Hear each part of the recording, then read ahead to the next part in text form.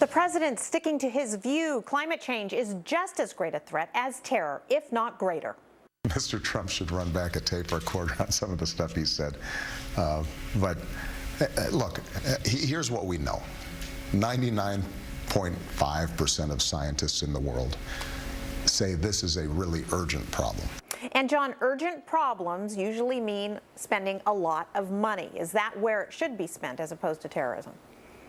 No, we got to deal with terrorism right now, and it's not an either or. Look, this is a stupid comparison. We've had a lot of people that have been hurt and people that have been killed by terrorism recently, and we're talking about comparing that to climate change. This kills the environmentalist message because of the way they present it. This is not an either or. We have to deal with terrorism, and we have to deal with what we're putting into the air environmentally, and that is what the green agenda is trying to get forward right here, but they're doing it in the wrong way.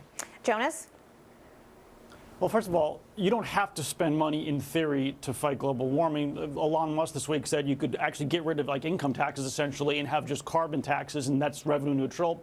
And maybe there's only a 1% chance or a 0.5% chance that global warming fears come to fruition. But the cost of that would be so much worse with famine and hurricanes and property damage and underwater cities that just switching your tax base around, even if it wasn't a myth and it was never going to happen, that's less costly than you have to spend money to fight terrorism. Then you can't fix that with a revenue neutral tax system. Gary B., you agree with that? Absolutely not. First of all, the 99.5% scientist thing has been fact-checked multiple times. It gets 4 Pinocchio, so that's wrong. Second of all, in the last 17 years, there's 0 global warming. We spend $1.5 trillion a year. People going around with cups in hands, this is horrible, this is horrible. Let's just say all that money was well spent, and every country agreed to their carbon emissions restrictions. You know what the change would be by the end of the century? 0.17 degrees Celsius. That's what we're doing. I disagree with Jonas. In fact, increased carbon emissions, CO2 emissions, have actually helped green up parts of Africa so that I can do farming there. This is all a big bunch of BS. We should be focused on terrorism, not this unending trillion-dollar project. Sasha?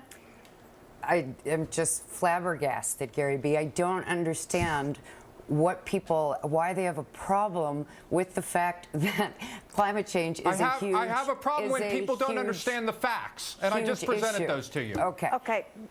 Quickly, Sasha. I would say it's like cancer and a heart attack, which is worse. Okay, terrorism is right now. Global warming, the problems from it are going to be in the future. But I'll tell you, if you're worried about Syrian refugees, in 100 years, the Middle East will be too hot to live in. So where are those people going to go? I don't think we're going to take them all. You mean like Antarctica is shrinking and it's actually growing? Okay, I want to get Susie in here. Susie? You know, people make this about politics. This is all about leadership. This is the essence of leadership. You have to eat while you dream. You have to deal with immediate problems like terrorism while you think about how to solve global warming and how big or how bad global warming can be open to question. But this is the essence of leadership, and that's what the debate should be about. Okay, that's going to be our last word. Thanks, guys. Thank you.